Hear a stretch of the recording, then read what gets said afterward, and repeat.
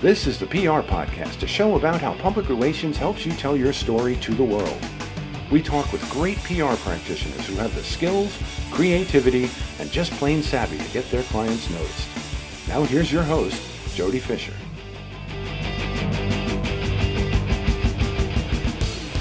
Hey everyone, and welcome to the PR Podcast. I'm Jody Fisher. Thanks for joining us. Well, don't forget to tune in to our YouTube channel. Yes, we have a YouTube channel. It's 2025, and we're on board with video here on the PR Podcast.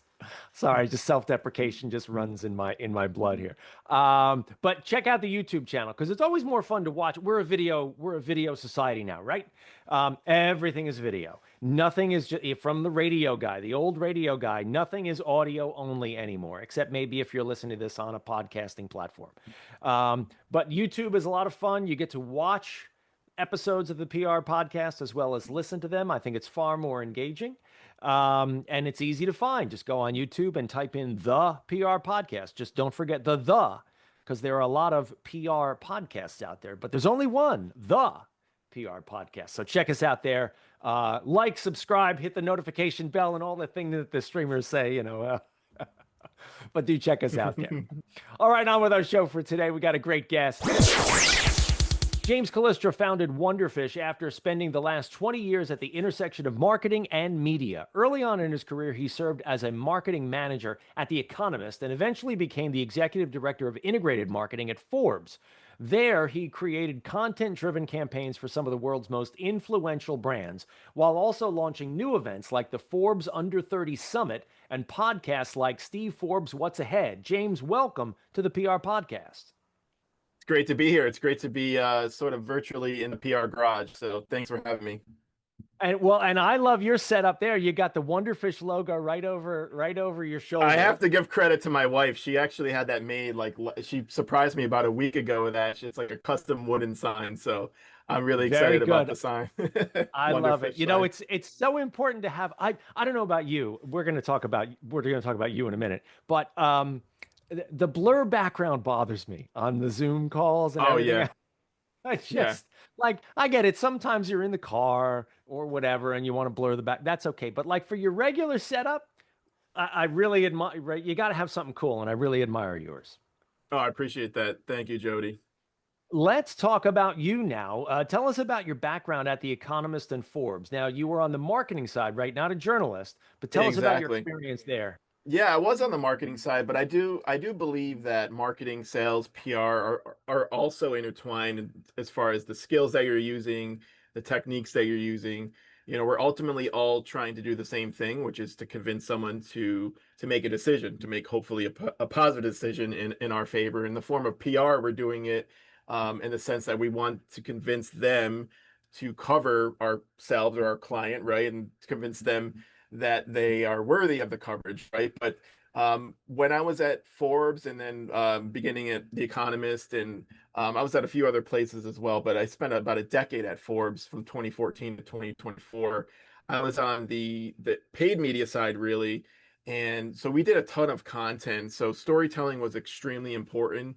It's something that I've always really been passionate about. I'm excited about creativity and all that good stuff. But it's media. The media world has changed so much, which I could go down a whole separate podcast about that. But I think that at the end of the day, like, technology is changing so fast, and AI is coming at you. The algorithms are changing, but ultimately, what has stayed the same is the sort of human element, right? Like the storytelling aspect that I mentioned, and the way that people do make decisions. So I did transition from the paid media side when I left Forbes into now what I'm doing is more earned media PR when I started Wonderfish. And initially I was doing marketing under the umbrella or the sort of agency name of Wonderfish.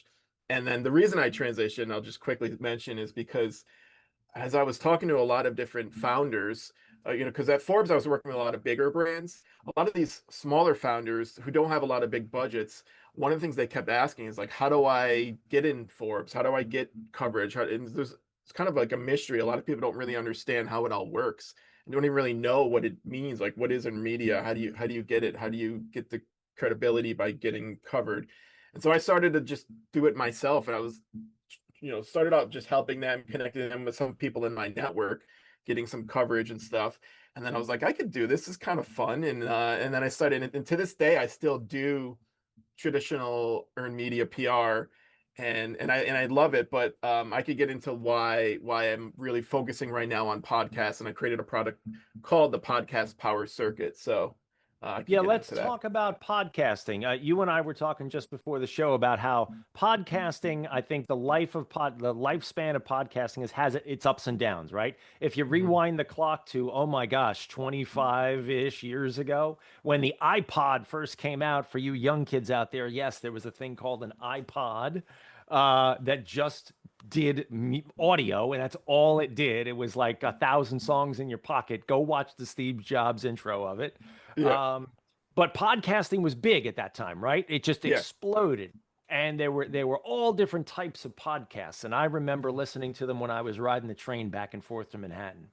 Then there Hmm. was a period where that kind of faded and podcasting, I'm going to say, went away. It was not as popular as it had been. Hmm. Then more recently, it came back again, and now it's in a place where it's sort of finding itself again. Give me your pulse of where podcasting is, as a big picture as an industry. Yeah, absolutely. I mean, I definitely think it's growing. It's been growing every year. If you look at the way that it's trending upward, like right now, I believe that about 55%, so the majority of the US population age 12 plus are consuming podcasts on a regular basis.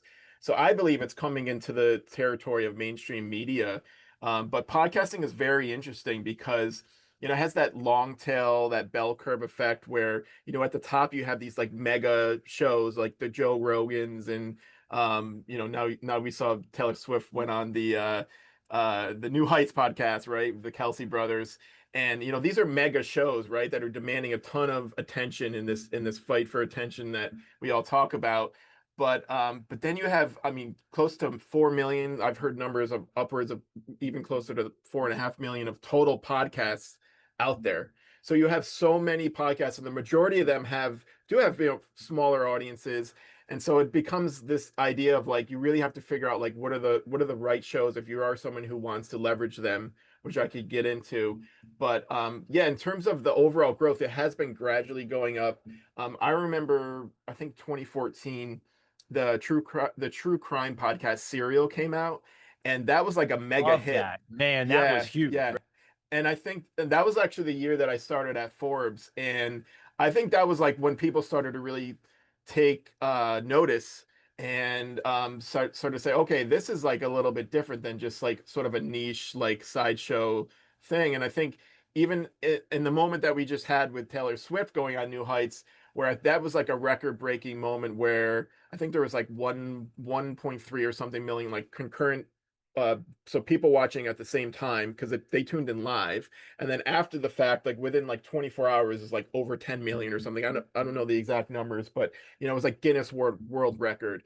And obviously, like the reasoning for that, it ties into the whole reason why people like podcasts. I mean, there's a lot of reasons why people like podcasts. Obviously, you can listen whenever you want, and you have it in your pocket and stuff. But the idea that it's a long form interview is something that people really get excited about and crave, and it just goes to show you with Taylor Swift, because she spoke on that show for I think like 2 hours or something. And that's something that she generally just doesn't do. She doesn't offer that to her fans. She doesn't do a lot of interviews, and she got into like a lot of stuff to the point where she was like actually crying about like buying her music back.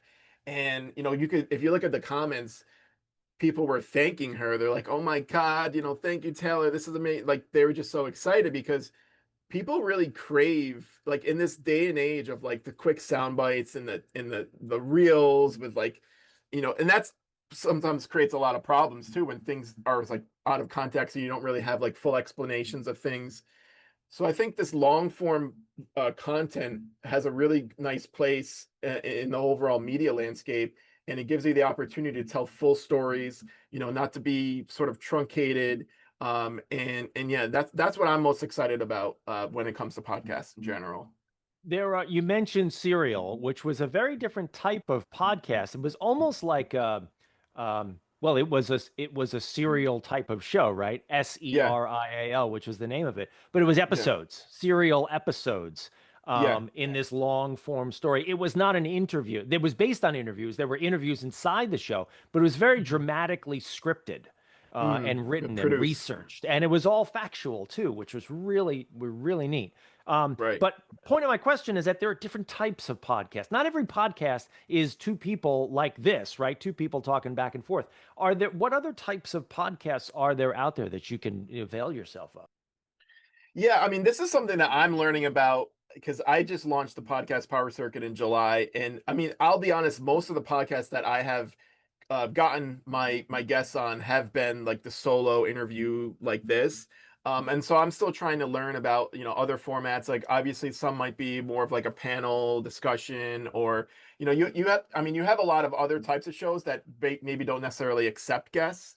But most of the ones, because I'm trying to get people on, is like I'm leveraging what's called podcast guesting, and most of the guesting shows are a little bit more of just like the one-on-one interviews. I think there's probably a lot of opportunity for some innovation there and coming up with different formats. But I know like even at Forbes, we did shows where we would take content from events, because we did a ton of events at Forbes. So you could do on-site interviews at the events, or you could just basically share like panel discussions and leverage the content that you're already creating and stuff like that. So I've seen a lot of those types of shows. You might have shows that are a little bit more of just like someone talking and delivering news, or like the case with Serial, which is more of like telling a story. So yeah, I mean, it's something I'm learning about, but for the most part, my experience when it comes to like getting people on shows, because it's just like that guest interview, it's been the one-on-one sort of sit down interview, but allows people to get personal and in depth about like their story and everything, their messaging and whatnot. Yeah, and forgive me, we kind of overdrove the headlights, not introducing your company here, Wonderfish, and what you do for That's your okay. clients. So you place clients on podcasts in podcast interview opportunities, right? Exactly. So one of the I've been doing some networking just to try to get my name out there in the industry, and go when I go to these different networking events, people like the first thing they'll ask me be like, "Oh, what's the name of your podcast?" I'm like, "No, no, I don't have a podcast."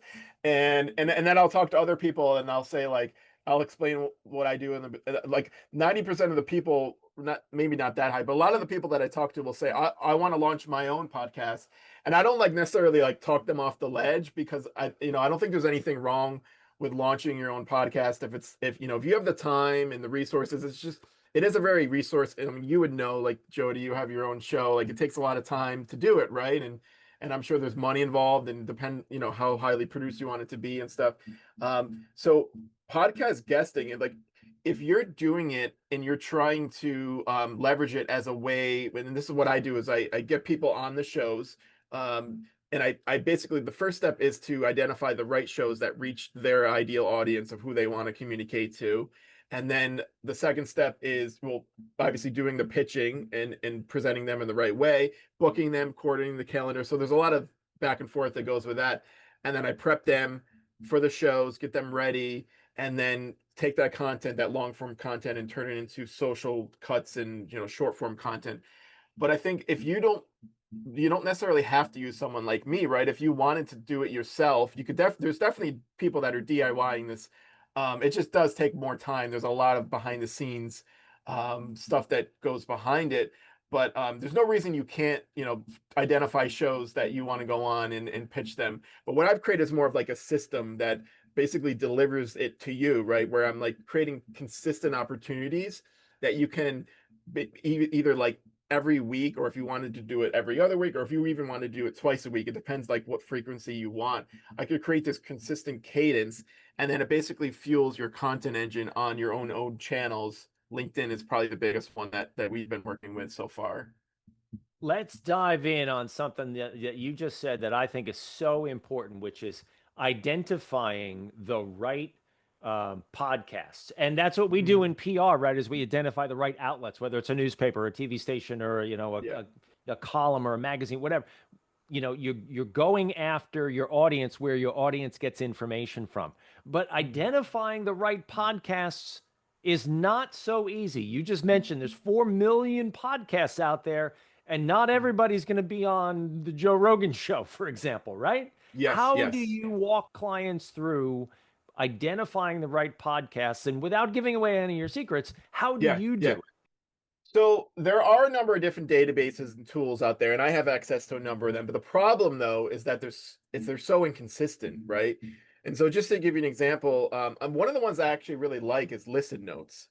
So Listen Notes, and it's free to get the top level data. So if you go, I don't know if you're familiar, but if you go on Listen Notes, if you search the PR podcast, it will tell you, I'm going to pull it up right now because I don't want to get this wrong, but it will tell you that, and this is really good for you, you have a really high global ranking. So it says the podcast is one of the top 5% most popular shows out of the 3.6 million podcasts You globally, which can't is trust great. everything you read on the internet, James. Come on. But you can, so that's the thing, is you can't trust everything. So I don't know how, no one knows how accurate any of these tools are, because you go to like another one called Pod Pitch. It says you have like 11 million monthly listeners. And you go to like another one called Raphonic. It says that you have like 800 monthly. So I'm sure you're probably somewhere in between, right? Like who the heck knows? But so that's kind of Not where I even my come in. wife listens to the I show. know. So that's the problem, is that, so I you can't rely, you're not even your wife. That's funny. You can't really you can't rely on it. That's how And we stay married. I'm sorry. This is your show now. my wife actually helped me prep for the show, which was pretty cool. I told her, I said I'm gonna give you a shout out on the show. Thanks for helping me. I was like, let's run through some of these questions. No, but so where was I? So the problem is, like, yeah, it's very inconsistent, and you also don't want to go, even if those numbers were accurate, you don't want to go off numbers alone, because, like, we all talk about vanity metrics, right? Where it's like not about the total number, it's about the engagement. And so I don't want to give away too much of my secret sauce. You can probably figure out what there's some AI involved and stuff, but I'm scoring the podcast based on the engagement. And so we'll look at different things across social media, or Apple Podcast or Spotify. And so it's not necessarily, the listener count is like, could be a part of it, part of the overall like scoring method, but I'm not focusing just on that. And so yeah, that's really critical, is to really understand, number one, when I sit down with people, I understand who they want to be talking to. So I'm not going after podcasts that aren't reaching their audience. And once I understand their audience, understand where they are and where they're most engaged. I think that's kind of like, that's not my secret sauce, but that's kind of my strategy. Definitely the right philosophy. Yeah, because you can reach 1 million people, but if only 100 of them actually execute a transaction with you, whatever that thing is, just buying your widget or donating to your nonprofit or whatever, you're kind of unsuccessful, right? But if you go after an outlet with, say, 1,000 a podcast with 1,000 really engaged listeners, and 750 of them do something with that information, that's a win, right?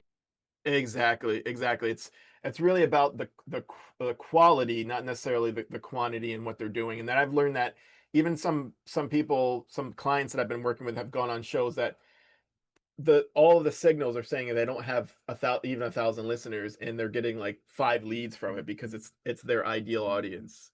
Perfect. Yeah, Let's talk about the difference between audio and video podcasts, right? I mean, a lot do yeah, both.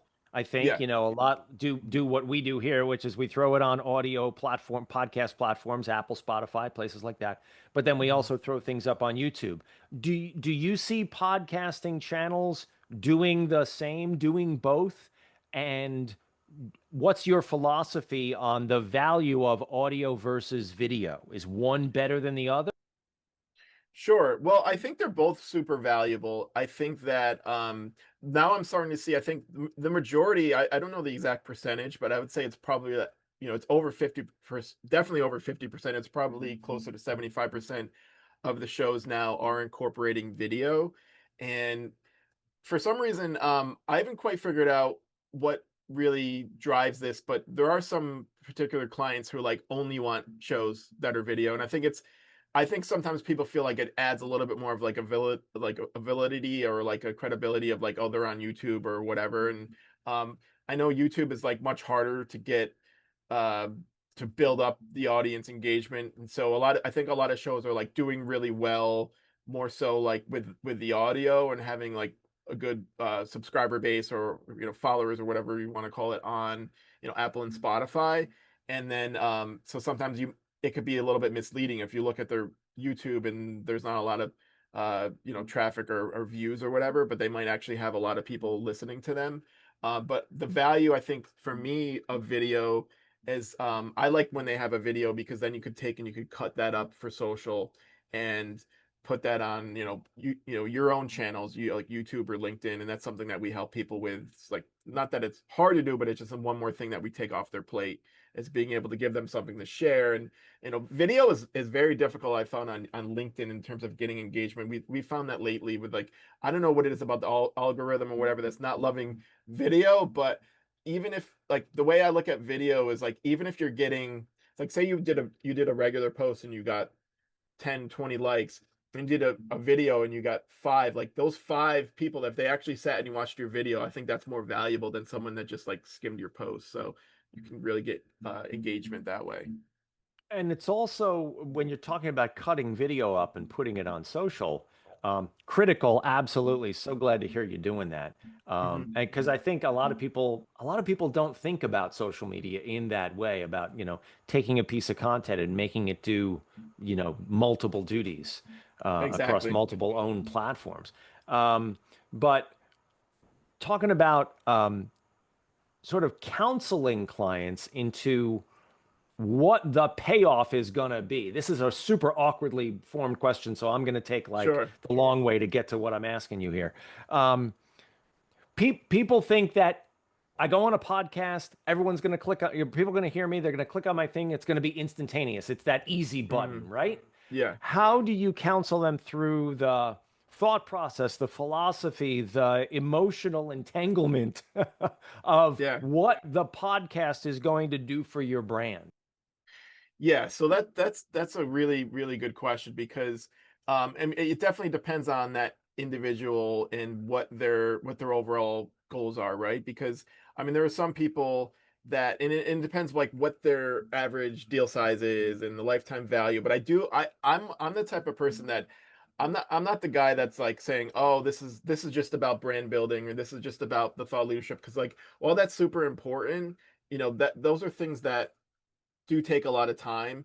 And that's where I think the benefit of, for me, a podcast, especially compared to a lot of other channels, like, if I were to go and get you, like, a steady stream of articles, or even, like, I don't know, radio or TV or whatever the other mediums that you want to look at.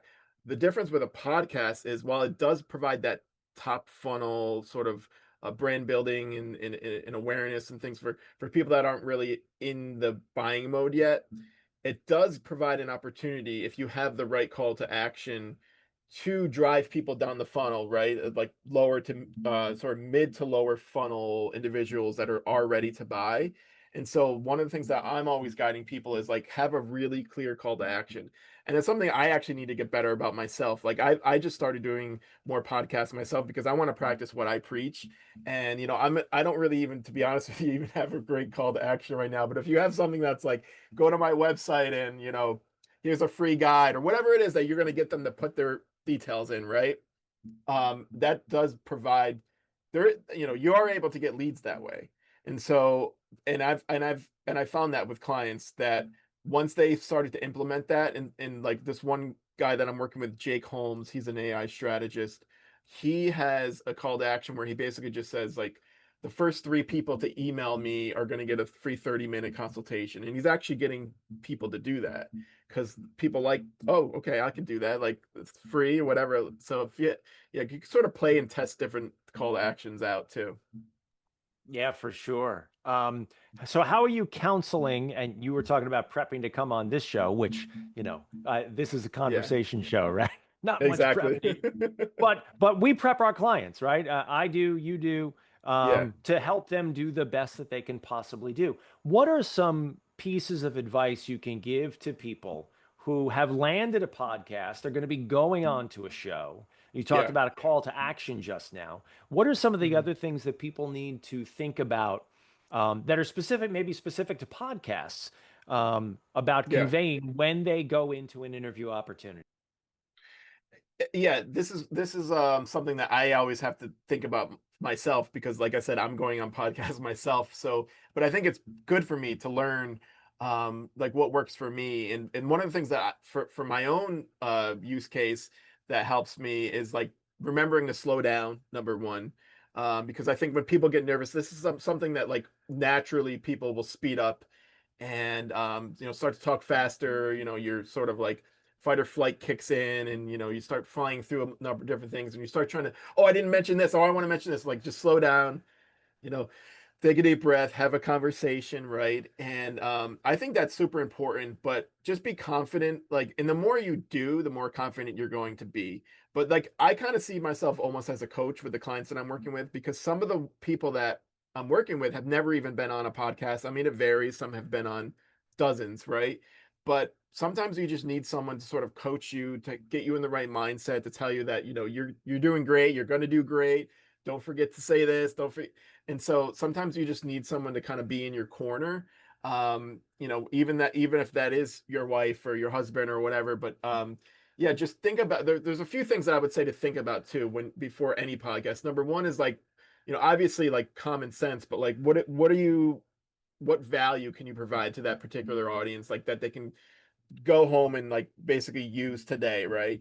I also will tell people to think about what's unique about you that you really want people to remember, and that like these are all things that are just like you can apply this to anything in marketing or life in general. And then like understanding what is your why, and then again, like if you're going to be going out in the world and talking about your business, that's something you should do regardless if you're going on a podcast or if you're talking to your mom about your business, right? You really understand, like, you basically identify your why and like what makes you tick and why you're passionate about it, because that will naturally come out in the conversations if you're basically like tapping into that and really understanding. So for me, my why is basically the excitement that I get about helping other people tell their stories, because I love storytelling, I love creativity. And so like sometimes I just have to remember that, like, if are there ways that I sort of like integrate that into my conversations about storytelling, and maybe I need to do a better job about that, but that's kind of like what drives me. So That is a great place to end our conversation, James. Thank you so much for coming on the show today. Really appreciate it. hey, thanks for having me, Jody. I appreciate it. Well, we are not done with you yet, however. We are going to segue now into the rapid fire question portion of our podcast. This is where we steal a page from inside the actor's studio. We ask our guests a series of rapid fire questions meant to elicit a simple answer, maybe a laugh or two. With your indulgence, James Colistra, let's begin with rapid fire question number one. What is your favorite news source? Believe it or not, I'm going to say WSJ, not Forbes, because WSJ is great for the breaking news. I'm excited about WSJ the most. There Wall you Street go. Journal. And while we're on the topic, we got to slide in another question here. What's your favorite podcast? My favorite podcast, so probably the geez, this can I say your podcast, because I've been listening to it so much lately. All right, that's very nice of you. Thank you. Yeah. That doesn't count. What's your favorite podcast? Um Probably the let me think about this for a second. Let's go back to this. Oh, you know what? I'm gonna go the Forbes interview, because that was one that we launched in 2017. And I still go back and listen to it today.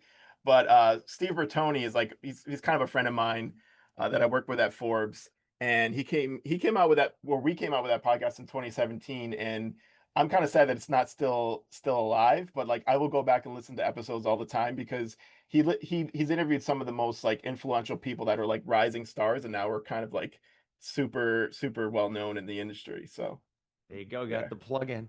Rapid fire question number two. What's your favorite social media platform? I'm gonna say LinkedIn, because I'm kind of a LinkedIn nerd. All right. Rapid fire question number three. Coffee or alcohol? Uh, 5 years ago I would have said alcohol. I'm gonna say coffee now. Trying to get away from the alcohol. Rapid fire question number four. What's your favorite on the run food? I'm going to say Chick-fil-A. Yeah, Love the chicken. my kids are asking to go there like all the time too. Chick-fil-A and Chipotle. Yeah. Definitely. We are frequent flyers over to Chipotle for sure. And rapid fire question number 5: what do you want to be after you finish this career? Now you just started a new one, but what's the off-ramp plan? I'm gonna say a gardener. That was something my grandfather did when he retired. I just want to retire and just like plant flowers and water flowers all day. That sounds very Yeah. restful, very peaceful. Love it. Well, James, this has been a great conversation. Please let people know how they can find you and Wonderfish online. Yeah, so you could go to wonderfishpr.com. You could find me on LinkedIn, just searching my name, James Colistra, Colistra. And yeah, like I said, I need to come up with some better call to actions right now. Just basically go to my website, hit me up. There's a contact form on there.